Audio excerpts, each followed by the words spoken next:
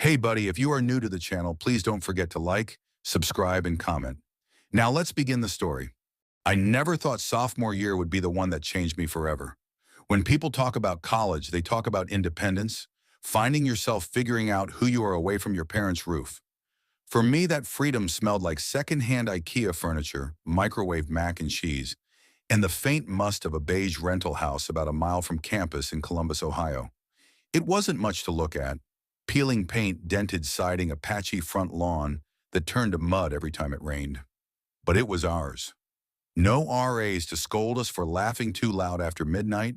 No cafeteria food that tasted like it was mass-produced in a factory. No communal showers, just me, Harper, and two girls I'd survived freshman year with, Claire and Danielle. We weren't best friends. We weren't the type to braid each other's hair or finish each other's sentences. But we had slogged through all-nighters together, complained about dorm plumbing, together shared stolen bottles of Smirnoff hidden under our beds.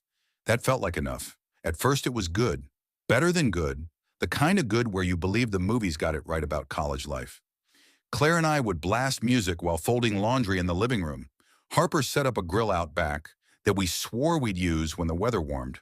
Danielle, always the loudest, turned even grocery runs into adventures, dancing in the fluorescent aisles of Kroger while clerks rolled their eyes. But good doesn't last forever. Danielle changed first.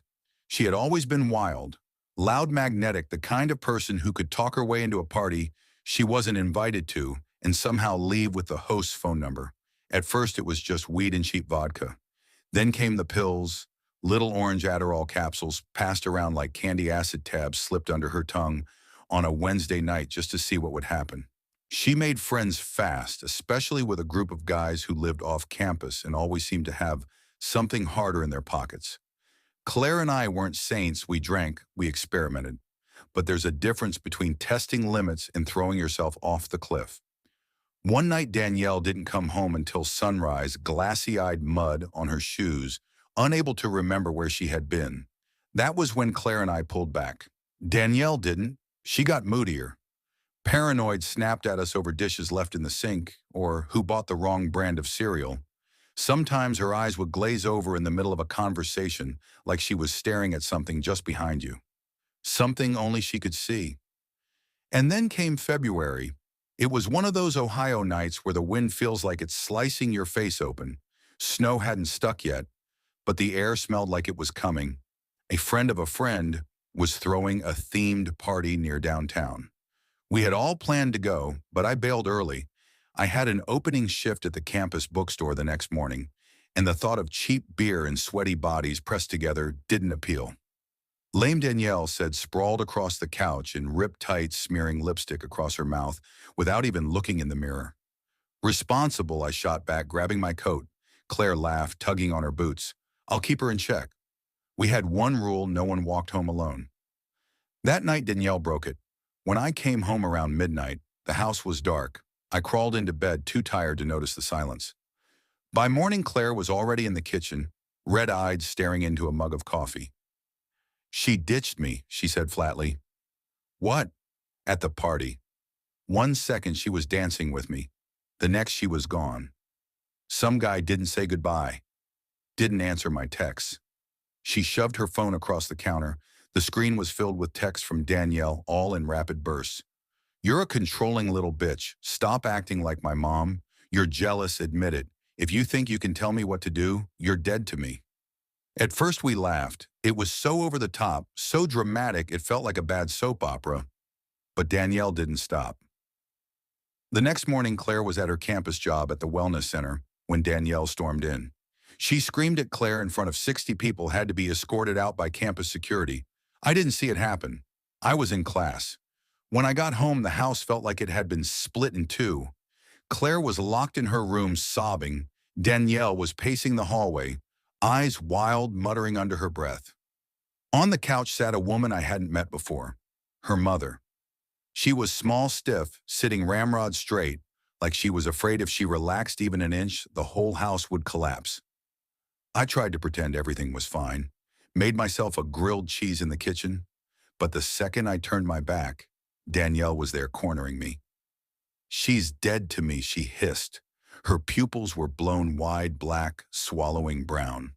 After everything I've done for her, I nodded, backed away. My heart was thudding so hard it hurt. That was when Claire came home. She was still crying, phone pressed to her ear, telling her mom about the morning. Danielle exploded. "Don't come in here acting like you're some victim," she screamed. "You abandoned me. I could have been hurt last night." "You left me," Claire snapped back, voice trembling but steady. "You disappeared with some guy and didn't even care if I made it home." Danielle lunged. I barely had time to register it. Claire slammed her bedroom door, but Danielle shoved it closed on her hand. Claire screamed. Her mother stood frozen in the hallway, whispering, "Danielle, please," like she was trying to calm a feral dog. I grabbed Claire, yanking her toward the front door. We made it to the porch, Claire cradling her swollen hand, sobbing. That was when we heard it, her mother's voice from inside, shrill and terrified. "Put that down!" The front door burst open. Danielle stood there barefoot, hair wild, eyes blazing. In her hand was one of our kitchen knives. Not the little ones, the big one, the chef's knife we barely used. "I'm going to fucking kill you," she screamed at Claire, lifting it above her head. I don't remember deciding to move. My body did it for me. I grabbed her wrist, shoved it down. The knife clattered into the dead grass. I kicked it away. "Run!" I screamed at Claire. Danielle didn't hesitate. She bolted back inside, rummaged through the drawers, came back with another knife, smaller, sharper. She pressed it against her own throat, eyes locked on mine. "You want to watch me bleed?" she spat. "Is that what you want?" her mother screamed. Something in me broke. The edges of the world blurred, and the next thing I knew, I was sprinting down the street, Claire's hand in mine. We banged on the neighbor's door. They let us in without hesitation. The woman wrapped Claire's hand in a dish towel. Her husband called 911. Even from across the street, we could hear Danielle's screams. Guttural, inhuman. The kind that make your stomach twist because they don't sound like they belong to a person anymore. The police came. They brought a crisis team. Danielle was taken to the hospital. We didn't go back for 2 weeks. When we finally returned, it was only to pack. The house felt haunted, not by ghosts, but by memory. The smell of fear lingers, even after Febreze and Lysol. Later, I learned Danielle had experienced a full psychotic break. Stress, drug use, and an undiagnosed condition colliding into something catastrophic. Her mother had tried to intervene, but fear had kept her frozen. Claire and I moved into a new apartment, tried to finish the semester without falling apart. Some nights I'd still wake up gasping, replaying the image of the knife above Claire's head. Other nights I'd remember Danielle before all of it, laughing barefoot in our crappy kitchen, spinning in circles to music no one else could hear. I think about that moment on the porch too. The second when I knew she wasn't bluffing, when my body moved before I could think. That was the night I stopped being scared of confrontation and started being scared of silence. Of what happens when you ignore the signs because it's easier than admitting something is wrong. College is supposed to teach you a lot. For me, the biggest lesson was this. The people you think you know can turn into strangers overnight, and sometimes all it takes is one quiet house, one very bad night. Story 2. I was 31 when my life unraveled. People warn you that your 20s are for mistakes, your 30s for stability. Nobody prepares you for losing everything when you thought you'd finally build a foundation. My wife and I had bought a little 2-bedroom condo in Tacoma, Washington, right before the housing market took a nosedive. We weren't rich, but we were proud of that place. New appliances, hardwood floors, even a tiny balcony that overlooked a line of cedar trees. It was supposed to be where we'd raise kids. Instead, it became the place where we slowly stopped speaking. Our 4th wedding anniversary came and went with nothing but a card left on the counter. No dinner, no hug, not even a fight. Just silence, heavy and suffocating. We had become ghosts haunting the same space. By the time the divorce papers were signed, we were strangers sitting across a lawyer's desk, dividing up what little we had left. The condo went to the bank. My wife moved back near her family in Portland. And me? I was left staring at a single suitcase on a bare mattress, realizing I had nowhere to go. Work wasn't much safer. The aerospace company I'd been with for 6 years had been gutting whole departments in waves. Every week felt like a coin flip. and I knew it was only a matter of time before mine landed wrong. Signing a year-long lease when I might be unemployed any day felt reckless. Moving back in with my parents felt worse, so I did what desperate people do. I opened Craigslist. The listing sounded almost too good. Private room, private bath, furnished, quiet house. $850, month to month, utilities included. In Tacoma, that price bordered on impossible, but the photos looked decent. Ground floor bedroom, queen bed, small couch, attached bathroom. Not glamorous, but not a slum either. The owner's name was Richard. He emailed me back within an hour, said the room was still available, and invited me to stop by that evening. The house was on the east side of the city, tucked into a quiet neighborhood of narrow streets and old maples that creaked when the wind cut through them. It was one of those older craftsman-style homes, converted into separate units for renters. Richard met me at the door, mid-50s, tall, silver hair combed neatly back, wearing jeans and a flannel.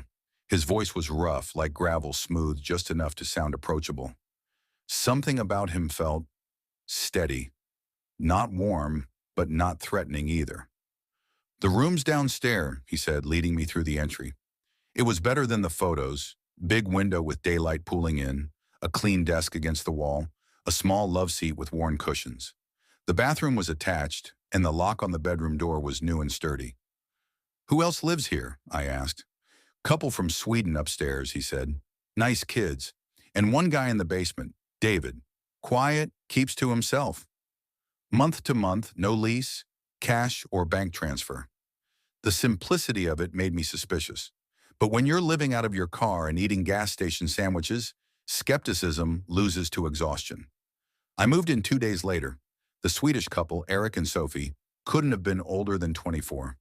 They greeted me with wide smiles and thick accents, inviting me to share the pasta they'd cooked too much of. We talked about why they had come to Washington. Eric was doing some temporary work with a construction company. Sophie was studying English. They'd been in the house about 6 weeks, and when I asked how they liked it, their faces shifted. "It's good," Sophie said carefully.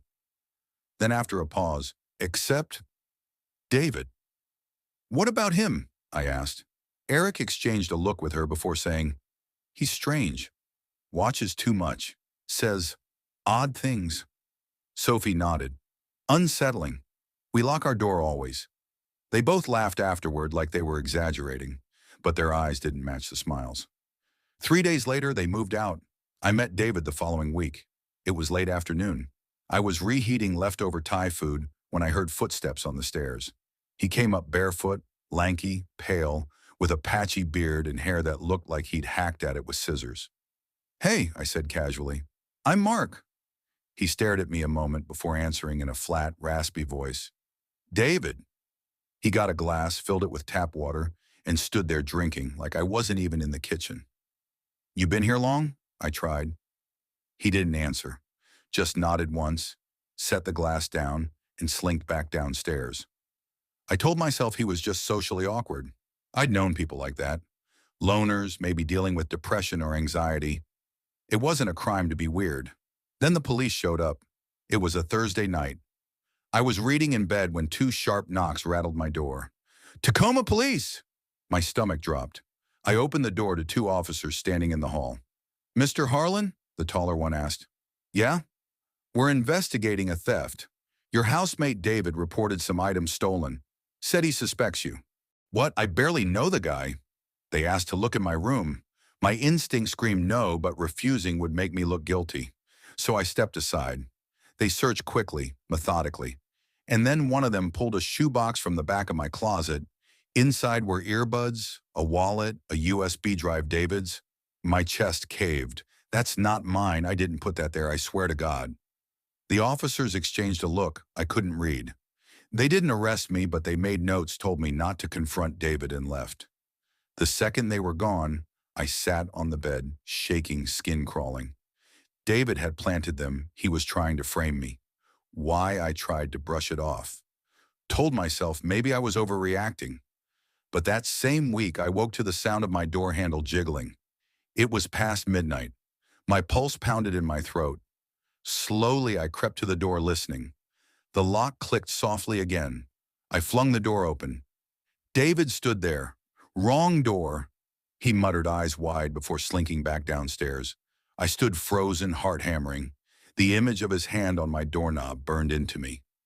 The next morning I called Richard. He tried to get into my room, I said. He planted stuff in my closet. The cops came. Richard cut me off with a sigh. It's a shared house, Mark. You've got a lock on your door. That's all I can offer. That was the moment I knew. I had to get out. I started hunting for sublets, scrolling listings during lunch breaks, asking coworkers if they knew of anything, but nothing lined up soon enough.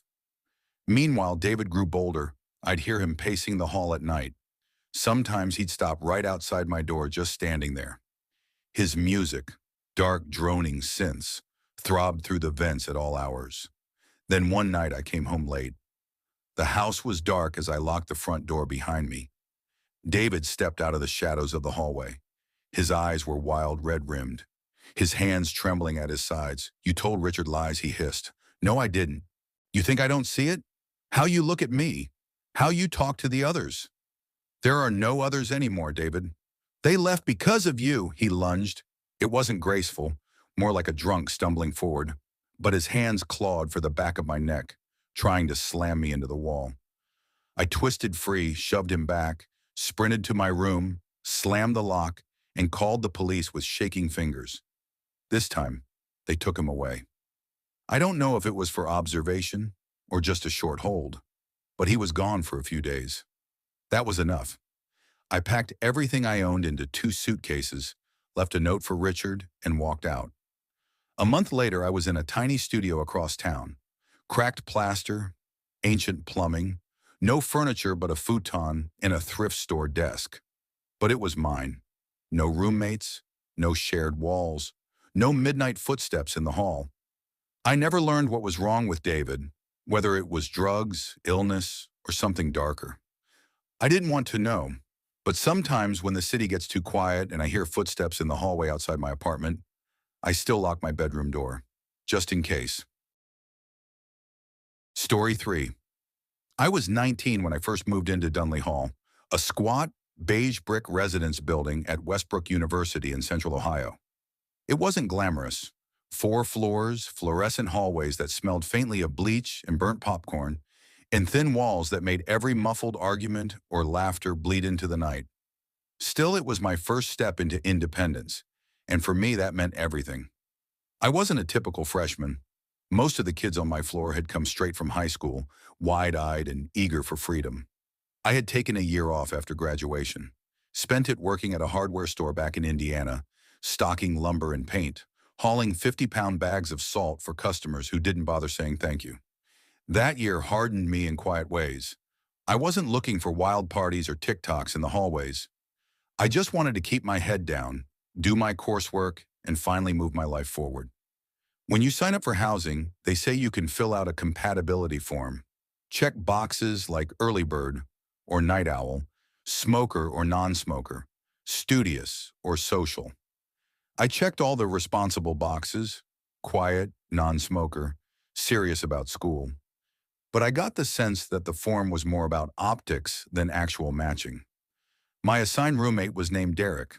The first time I opened the door to room 312, he was already inside. His side was a chaotic sprawl, band flyers slapped on the wall with duct tape, clothes in a heap at the foot of his bed, an open pack of Marlboro Reds on the desk. A huge stereo speaker sat crooked on the windowsill. He looked up at me, expression flat like he was sizing me up. "You the roommate?" he asked. "Yeah, I'm Noah." I set my duffel bag down and offered a hand. "You must be Derek." He sat up, shook it loosely. His palm was dry, his grip lazy. Up close, he looked older than me, maybe 21 or 22. Pale skin, greasy black hair that brushed his jawline, a ring through his lip, and a faded hoodie with some band name I didn't recognize. His jeans were ripped at the knee, more from wear than fashion. I remember thinking, he's not the type I'd ever hang out with, but I wasn't there to make a best friend, just someone I could share 4 cinder block walls with. We made awkward small talk as I unpacked. I learned he was taking classes, kinda, but he didn't specify what. I asked what bands he liked. He shrugged. That first week, things seemed fine. Derek wasn't loud, not at first. He came and went on his own schedule. Sometimes he didn't come back at all. When he wasn't there, I slept better. But then his friends started showing up. It happened one Friday night in September. I came back from the dining hall balancing a tray of leftover food, pushed open the door and stopped short. The room smelled heavy, like burnt weed and something sour. There were three men I'd never seen before sitting around Derek's stereo. They weren't students. You could tell immediately. They looked too old, too worn down. Mid-30s, maybe even older. One of them was massive, bald, shoulders like a linebacker, a denim vest covered in patches thrown over bare skin. Another had greasy long hair, a ratty leather jacket, eyes that seemed too sharp, too alert. The third was wiry, jittery, with a laugh that came too fast. Derek barely looked up when I entered. "Yo, this is my roommate, Noah." The bald one gave me a grin that showed brown teeth. "You the quiet type, huh?" "I guess," I muttered, slipping past to my desk. They were drinking from brown glass bottles, laughing in low, mean bursts at jokes I couldn't follow. The air felt wrong, heavy. After 3 minutes of pretending to scroll my laptop, I grabbed it and left. That night I crashed on the floor of a guy down the hall, Matt, who I'd met at orientation. When I crept back to my room around 2 a.m., the lights were off, but the smoke still clung to the curtains. From there, Derek's friends came more often. Once or twice a week became almost every night. They never stayed long, an hour, maybe two, but their presence changed the air in the room. I'd be lying in bed, headphones on, pretending to study, while they muttered about fights, about jobs, about cops. Sometimes they joked about stealing or breaking into places. Once I heard the bald man say something about parking lot cameras and how to avoid them. Derek laughed and told him to shut up, but it didn't sound like a joke. Derek himself was changing too. He started muttering to himself when he thought I was asleep. His eyes were bloodshot half the time. Sometimes I'd wake up and find him just standing at the window at 3 in the morning, staring into the dark. "You okay?" I asked once. He didn't turn. "Yeah, just thinking." But his voice was flat, distracted, like his thoughts were elsewhere entirely.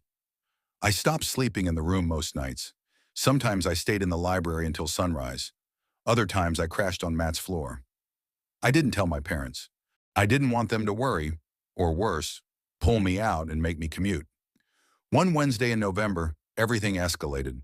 I'd been in the study lounge until nearly midnight, cramming for a midterm. When I returned, the door to 312 was cracked open.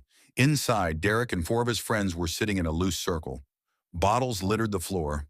One of them was rolling something with quick, practiced fingers. Another had a glass pipe in his hand. The bald one looked up as I froze in the doorway. "You the roommate?" "Yeah," I said quietly. He grinned. "Thought so. Quiet boy." Derek waved lazily. "Noah's chill. He won't say shit." I grabbed my charger, muttered night, and left again. I ended up curled on a lounge couch, my hoodie bunched under my head. At 3 a.m., I woke to shouting down the hall, heavy footsteps, doors slamming. 10 minutes later, campus security swept through. When I came back in the morning, Derek was gone. His friends, too. The room stank of beer and ashes. He never came back. At first, I thought he'd gotten caught, maybe suspended. But days passed. A week, then 2. No one saw him. I finally went to campus security, reported him missing. They asked the usual. When I last saw him, who his friends were, did I know their names? I didn't. I just gave descriptions. A few days later, 2 actual police officers came to question me. One of them, Officer Carver, had a stare that made my stomach knot. "Why didn't you report his friends sooner?" he asked. I thought they were just his friends." "You said they weren't students?" "I don't think so." "Did you ever see them carrying weapons?" I hesitated. "Not clearly, but one time I thought I saw a handle in one guy's coat." They wrote that down. Weeks passed. Winter break came and went. Derek's bed remained untouched. Eventually, the RA came in with boxes and packed up his things. I got a new roommate, Ethan, a quiet pre-med guy. Normal, clean. The semester dragged forward. The police stopped calling.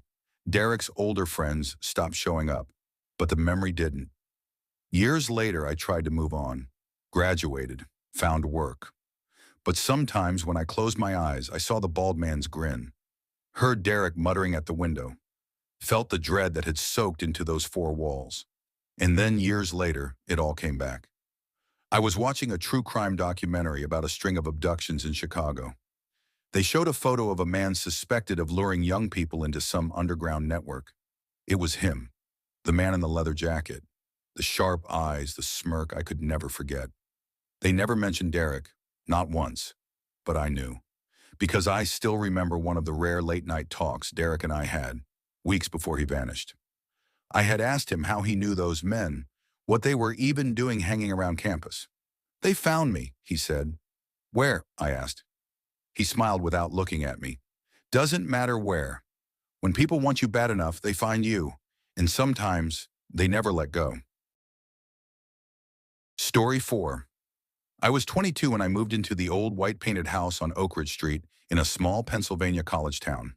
To this day, I can picture the way the place leaned forward, like it had been standing too long and was ready to bow out. The porch sagged in the middle, the shutters clung on by rusted nails, and the screen door screeched every time it opened. It wasn't much, but for broke college kids, it was heaven.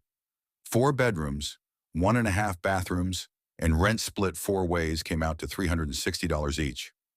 For a guy working 30 hours a week at a pizza shop while finishing his senior year at Wilmot University, that felt like a lottery win. Back then, I didn't care about peeling paint or leaky faucets. I just wanted somewhere off campus, somewhere that wasn't a cramped dorm or my parents' basement an hour away. I wanted freedom, and Oak Ridge Street gave me that. I didn't move in alone. There was Ethan, my best friend since freshman year.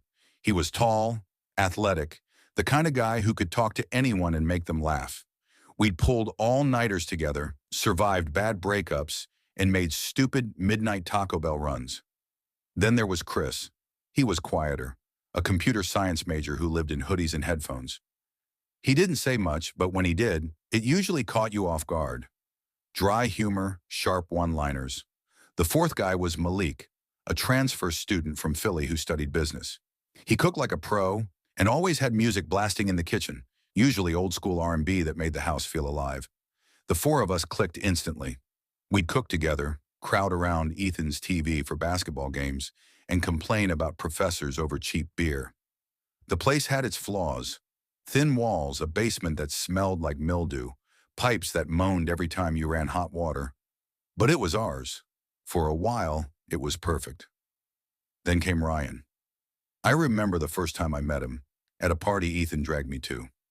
Ryan was sitting cross-legged on the floor in someone's cluttered living room, telling a story about crashing a jet ski into a pier. Everyone was laughing, hanging on every word. He had that kind of energy, reckless, magnetic, like rules didn't apply to him.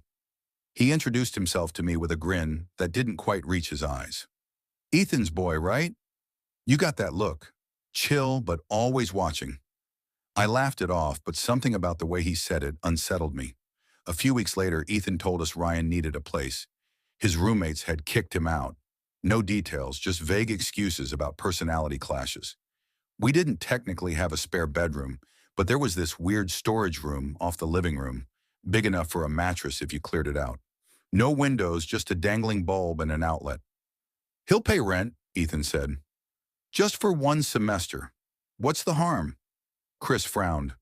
"A windowless closet? That's not even legal." Malik shrugged. "Man, if he's desperate, and it helps with rent." I hesitated, but eventually agreed. We cleaned out the storage room, old boxes, a broken lamp, a vacuum that sparked when you plugged it in. Ryan moved in the next day, carrying just a duffel bag and a plastic bin. At first, it was almost fun. Ryan was wild, unpredictable. He'd burst into the living room at 1 a.m. with grilled cheese sandwiches for everyone. He told crazy stories, some funny, some too unbelievable to be true. He made you feel like life was a party you didn't want to miss. But then the cracks started showing. He never seemed to go to class. He was always broke, always asking for smokes or a beer, yet somehow he always had weed. His room reeked of stale smoke, sweat, and something chemical none of us could place. Then little things began disappearing. Malik lost $40 from his wallet. Chris noticed his laptop had been moved. Ethan's sneakers vanished for a week, then reappeared muddy on the porch. One night in the kitchen, I confronted him lightly. "Hey man, any chance you've seen my headphones? They were on my desk yesterday." Ryan grinned. "What, you think I'm stealing your beats?" "Chill, bro. Maybe you misplaced them." The way he said it, like it was funny, made my stomach tighten. We started locking our bedroom doors. The real turning point came one Thursday afternoon. I came home, grabbed the mail from the porch, and froze when I saw an envelope already torn open, with my name on it. Inside was a shiny new credit card with my name printed across it. I hadn't applied for a card. When I called the company, they said an online application had been filed a week earlier with my full name, birthday, and current address. I hung up, my heart hammering, and tore upstairs to check my desk drawer. The folder with my passport copy and social security number was slightly out of place. That night, I told the others. My voice shook. "He's in our rooms. He's taking our stuff. This is proof." Chris muttered, "We need to confront him." Ethan looked torn. "He's my friend, man. What if it wasn't him?" Malik slammed a pan onto the stove. "Then who the hell else would it be?" When Ryan came home, we sat him down in the living room. I tried to keep my voice calm. "Someone applied for a credit card in my name. The envelope was opened. My documents were moved. Do you know anything about that?" His reaction was instant rage. "What the hell are you saying? You calling me a thief now?" He stood up, fists clenched, towering over me. "Say it to my face, man. You think I'm some criminal?" "I'm just asking." My voice cracked. He grabbed my hoodie collar and yanked me halfway off the couch. Ethan jumped between us, pushing him back. Ryan swung wildly and clipped Ethan in the jaw. Malik and Chris piled on, forcing him down. After a chaotic scuffle, we let him up. He stormed out, slamming the door so hard the frame cracked. That night, none of us slept. We changed the locks the next morning. For a few days, it was quiet. I reported the fraud to the police, but without proof, they couldn't do much. Then at 3 a.m. one night, I woke to the sound of the front door creaking open. My chest tightened. I knew it was locked. Heavy footsteps on the stairs. My bedroom door burst open. Ryan. His eyes were bloodshot, his face twisted. He lunged, grabbing my arm and yanking me out of bed. My shoulder slammed against the floor. "Get the hell off me!" I screamed. Malik and Ethan rushed in, tackling him. Chris grabbed my phone, hands shaking as he dialed 911. Ryan thrashed, spitting curses, his strength terrifying. The police arrived within minutes. They cuffed him, searched his bin under the bed, and pulled out what none of us were ready for. Used needles, a burnt spoon, tiny baggies, a scale, heroin, meth, pills I didn't recognize. One of the officers looked at us and said flatly, "You're lucky you called." This could have gone a lot worse. I didn't feel lucky. I felt hollow. Ryan got a short jail term. Too short, in my opinion. He dropped out of school. Rumors said he left the state, maybe to West Virginia, maybe somewhere else. I never checked. We sealed the storage room shut, stuffed it back with boxes, and pretended it never happened. But the house never felt the same. Every creak of the porch, every groan of the pipes put me on edge. Sometimes, even now, I'll wake at 3 a.m. and lie there listening, making sure the front door is locked, making sure no one is already inside. Because what I learned that year is this: danger doesn't always knock. Sometimes it already has a key. Sometimes it's sleeping 10 feet away in a windowless room. Story 5. I was 17 when I started spending more time at my sister's place than at home. Home back then didn't feel like a home at all. It felt like a battleground. My mom had started dating this guy named Carl, and everything about him grated on me. The way he slammed doors, the way he criticized my tone of voice, even the way he chewed food. It all felt like he was daring me to react. And when I did, even slightly, he'd puff up and bark at me like I was some stray dog in his way. My sister Amanda was 7 years older. She'd left the house years before and was engaged to this guy, Ryan. They rented a little 2-story place in a city I'll call Ridgefield, Ohio. It was nothing fancy, paint peeling on the porch, creaky wooden floors, but compared to my mom's place, it was paradise. Come over anytime, Amanda would tell me on the phone, usually after hearing Carl screaming in the background. Seriously, you don't need a reason. Just pack a bag and stay. And so I did. Weekends, sometimes whole weeks, I'd crash there. They set me up on a futon in Ryan's home office downstairs. That room became my sanctuary. Quiet, safe, and mine in a way nothing at home ever was. At first, the house felt warm, even fun. Ryan cracked jokes constantly, Amanda cooked huge breakfasts on Sundays, and another roommate, Matt, was easygoing and kind. But there were others living there too. That's where things got complicated. Their names were Trevor and Elise. Trevor was 29, older than everyone else in the house. Pale, wiry, always hunched in front of a glowing computer screen.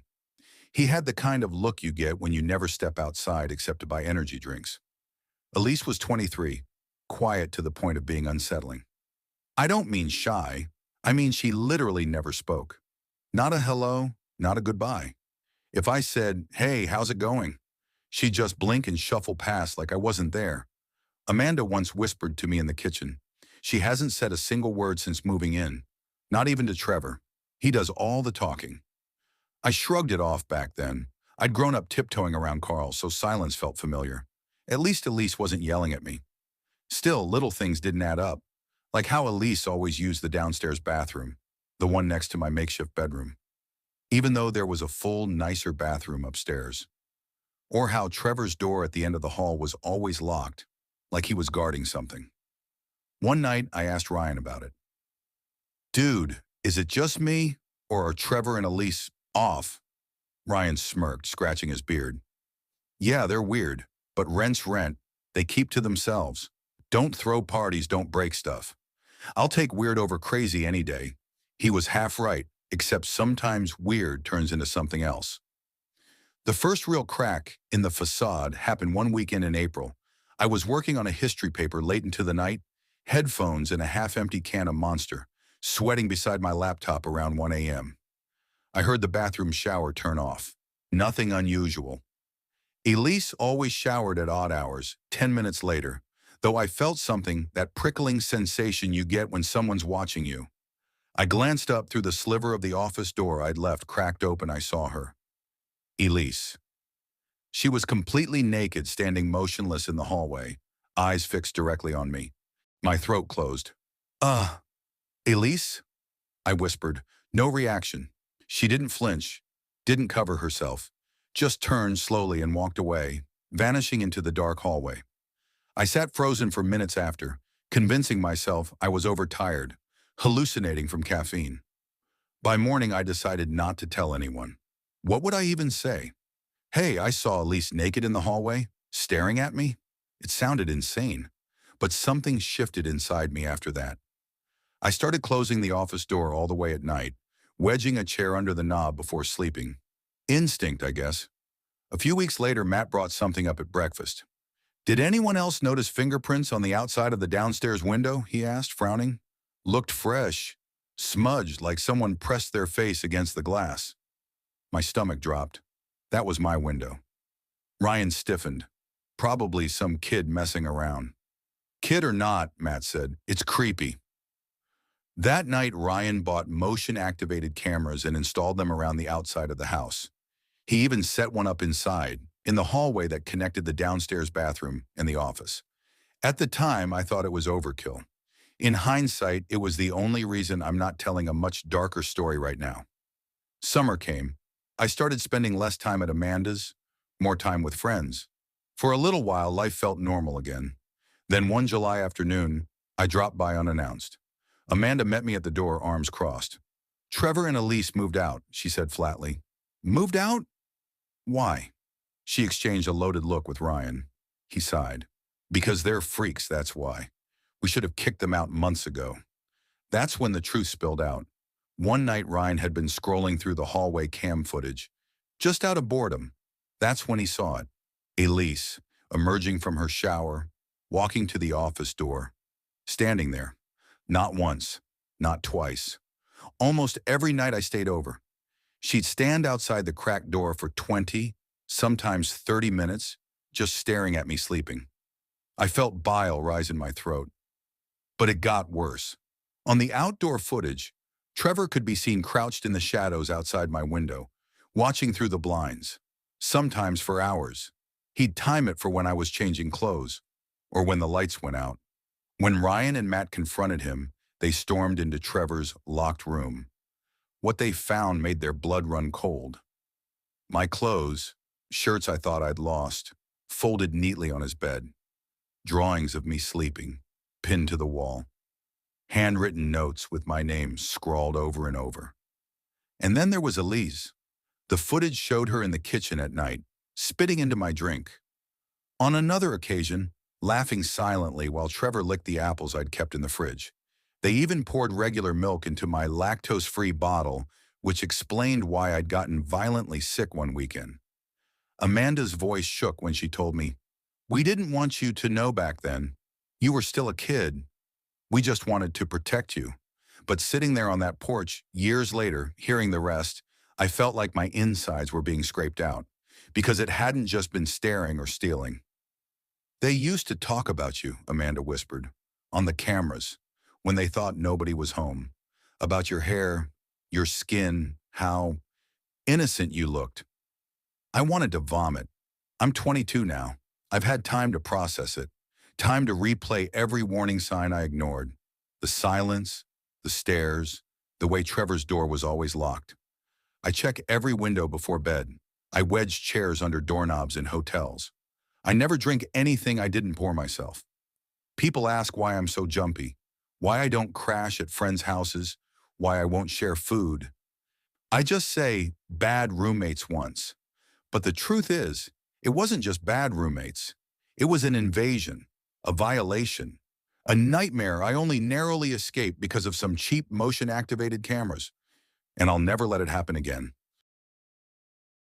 Story 6, I was 27 when I moved to Sycamore Street. Not because I had some dream of starting over or building a life in a new city. I didn't move with excitement or with any kind of ambition. The truth was simpler and uglier. I moved because everything in my old life had collapsed, and I didn't know where else to go. Back then it was the summer of 2016.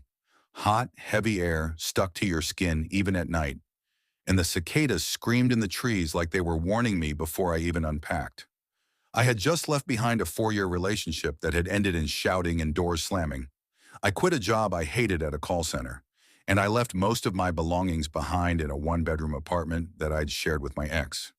All I had was 2 duffel bags, a box of kitchen stuff, and just enough money for first month's rent and a deposit. The room I found was through Craigslist. It was listed under affordable housing, single room, immediate move-in. The price was suspiciously low, $475 a month in a neighborhood where even a studio went for $1,000. But desperation makes you ignore red flags. The ad said, "Looking for a roommate. Must be respectful, quiet, and clean. No smoking. Room available now." The guy who posted it was named Michael. When I went to see the house, he answered the door, dressed like he had come from an office job.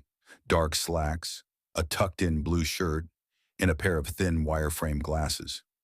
He looked mid-30s, maybe older. Blondish brown hair cut neatly, a little too neatly, like a military style but grown out.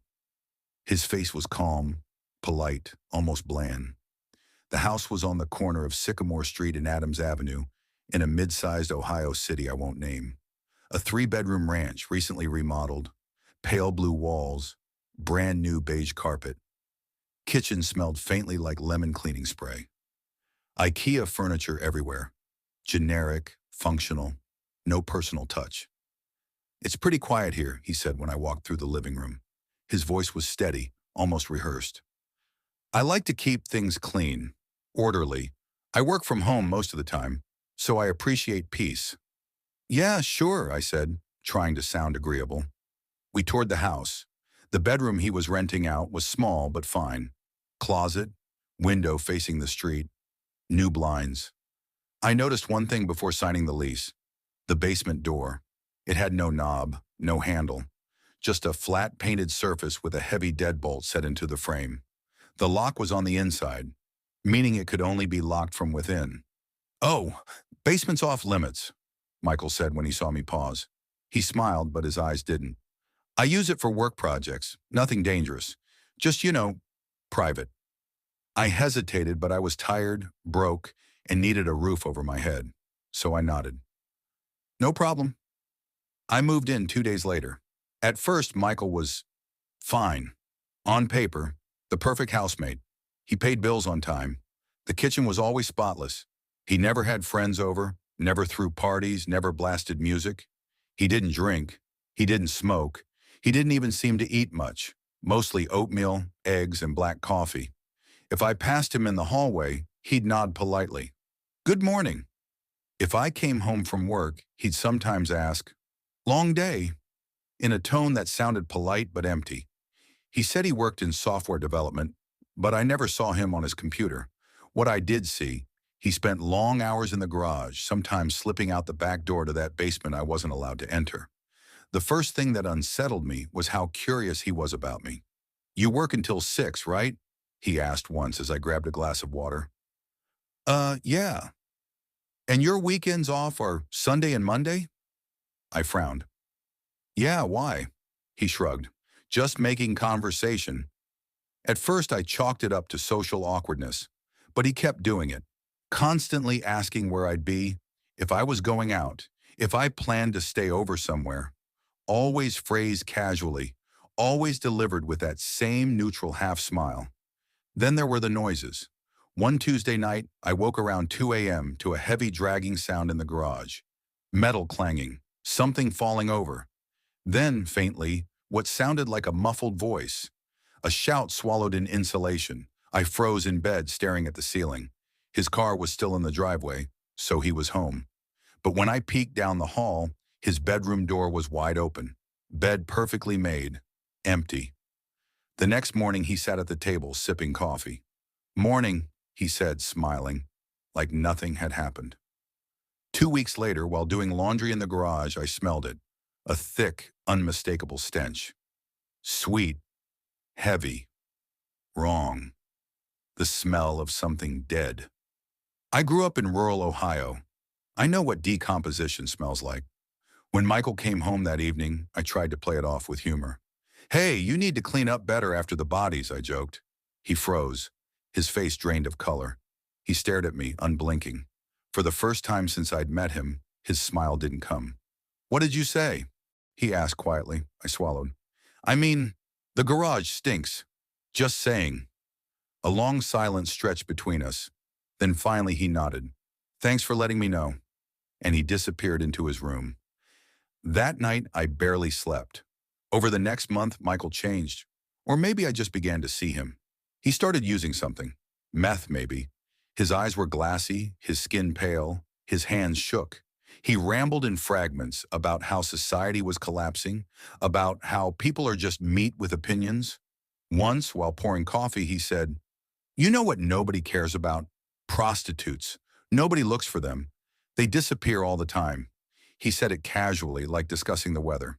I stopped eating meals with him after that. Sometimes he blasted music, industrial noise, violent pornography audio, distorted screams, so loud the windows rattled. I realized he wasn't careless. He was covering sounds.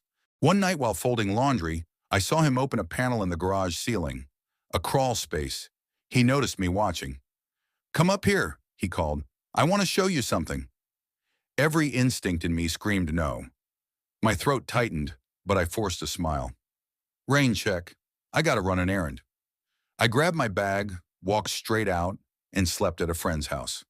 When I returned the next day, Michael was sitting at the kitchen table, eating cereal like nothing had happened.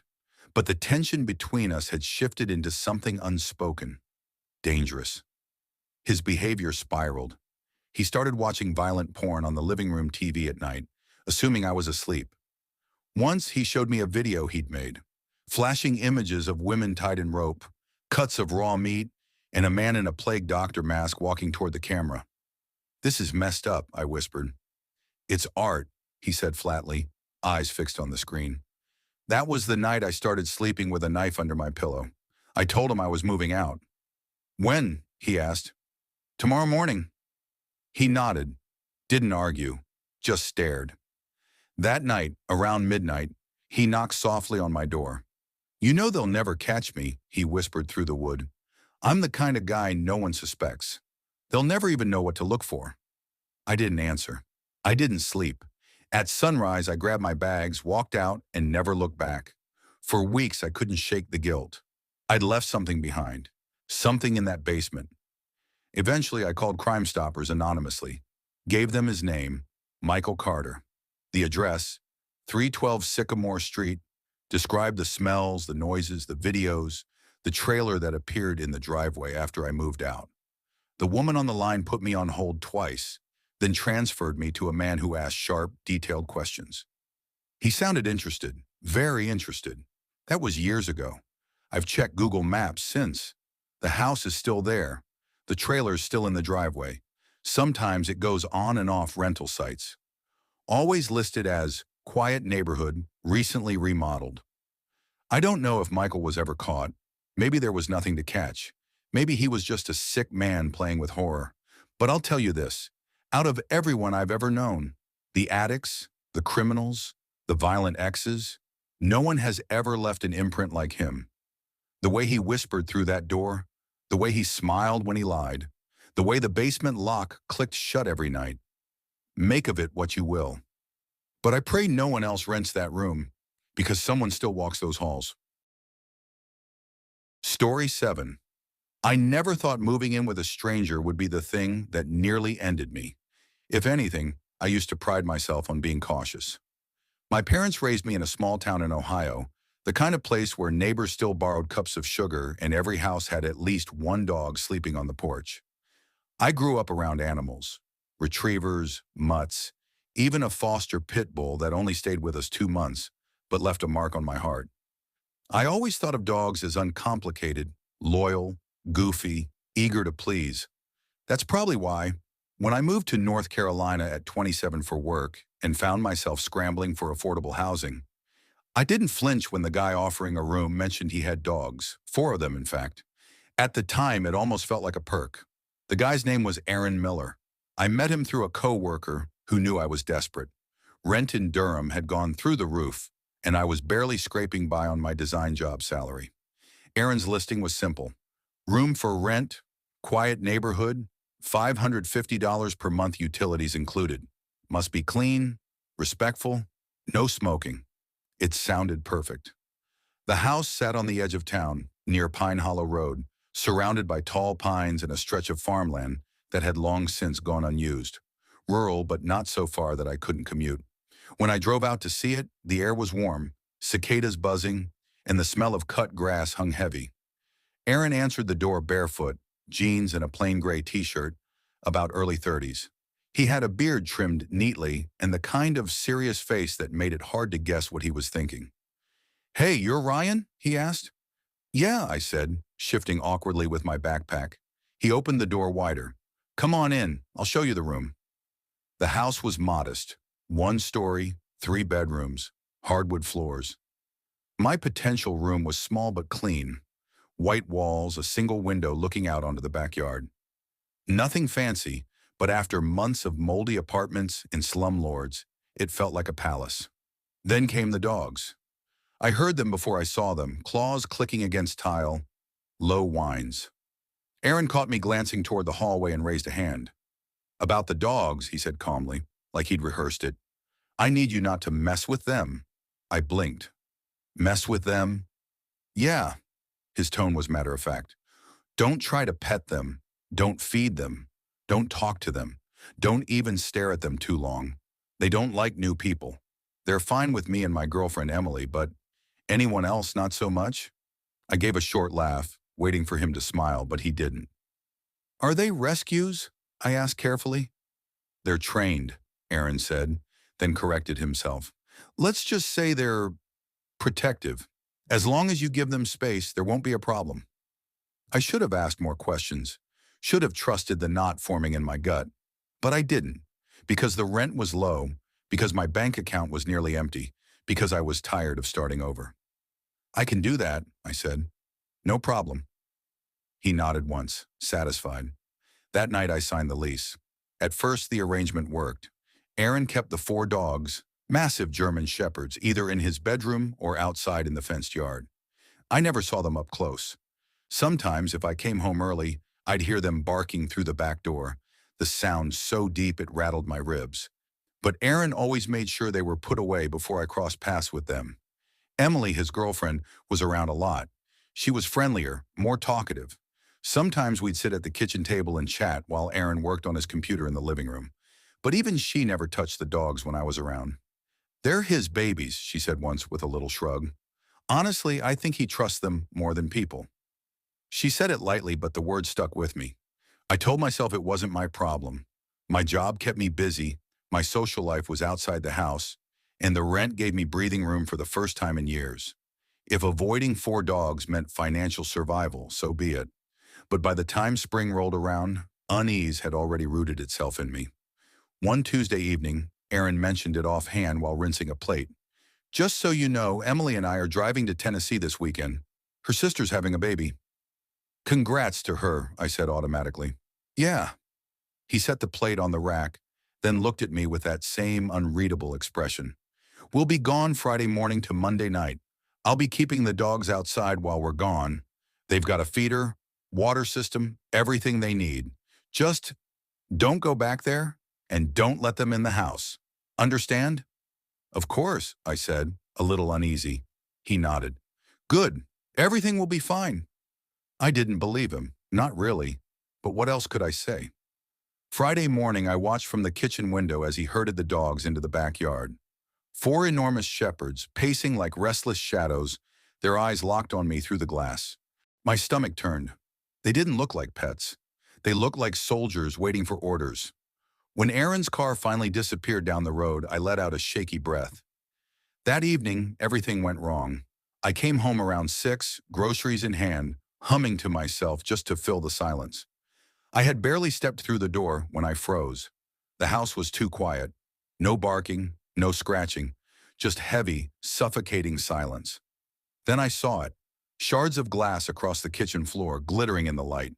The sliding door to the backyard was shattered inward, the frame hanging crooked. Something had forced its way inside. My chest constricted. I turned to run, but a growl stopped me cold. Low, guttural, close. The hairs on my neck rose as I realized they were in the house. I bolted for the stairs, groceries dropping, heart hammering. Claws scraped across the hardwood behind me. Fast, relentless. "Don't fall!" my brain screamed. "Don't fall! Don't fall!" I slammed my bedroom door shut just as something massive hit it from the other side. The frame rattled. Wood groaned. I twisted the lock with shaking hands. Another impact. Then scratching. Frenzied. Desperate. My breath came in gasps. I stumbled into the bathroom, locked that door too, then climbed onto the counter. My eyes landed on the small window above the sink, narrow, barely 2 feet wide. It was my only chance. I clawed it open and squeezed through, skin scraping, jeans tearing. My knee caught on a screw, ripping open flesh. But I didn't stop. With one final shove, I tumbled onto the roof, rolling against the shingles. I was free, or so I thought. Pain tore through my leg. I looked down and my stomach dropped. Blood, a deep bite mark at the back of my calf, raw and wet. I hadn't even felt it until now, adrenaline masking everything. I tied off the wound with my flannel hands, trembling. Below, the dogs prowled inside the house, claws, clicking shadows moving behind curtains. One barked sharp and furious. They were still hunting. I stayed on that roof for 2.5 days. There was a garden hose hooked up near the gutters, probably meant to wash leaves. That was the only reason I didn't dehydrate. I drank from it, sparingly gagging at the metallic taste. I didn't eat. Sleep came in shallow bursts, ripped away by every bark, every thud from inside. By the second night, I started hallucinating. Shapes at the edge of the trees, whispers in the wind. My leg throbbed, hot with infection. I thought I was going to die up there, alone. Monday morning, I heard it. A car pulling into the driveway. My chest seized with relief and terror all at once. Doors opened. Voices. Aaron's voice. "What the hell?" Emily gasped. "Oh my God, Ryan! He's on the roof!" They wrangled the dogs back into the bedroom like it was nothing, shouting commands I couldn't hear. Then Aaron appeared below the bathroom window, arms outstretched. "Come on, I'll help you down." My body shook as I climbed back inside, collapsing on the cold tile. When I showed him my leg, he paled. "Jesus Christ. I, I, I'm so sorry," he stammered. But the moment I said, "I need to go to the hospital," everything shifted. "Hey, maybe you don't have to say it was the dogs," he said quickly, rubbing the back of his neck. "Could have been the glass, right? The hospital doesn't need the whole story." I stared at him, horrified. Number one of them bit me. "I'm not lying." His jaw tightened, but he didn't argue further. "At the hospital, they stitched me up, started the rabies vaccine series, and flagged the case immediately. By the time I was discharged, animal control was waiting. They took all 4 dogs. 2 were deemed too aggressive and euthanized. The other 2 were sent to a specialized rescue out of state. Aaron never spoke to me again. He blamed me, told anyone who would listen that I'd lied and gotten his family killed. But I didn't lie. If I hadn't climbed through that window, hadn't tied off my leg, hadn't survived those 2 nights on the roof, I wouldn't be alive to write this. It's been 3 years. I live in a small apartment in Raleigh now, 3rd floor, secure. I adopted 2 cats. Quiet, soft, harmless. They don't bark. They don't bite. Sometimes when I'm walking down the street and hear the deep bark of a shepherd, my whole body seizes. I tell myself they're just dogs, just animals, not monsters. But late at night, when the world is quiet, I still hear claws on hardwood, still feel the weight of eyes watching me through glass. And I remember Aaron's first words to me. "Don't mess with the dogs." I should have listened harder.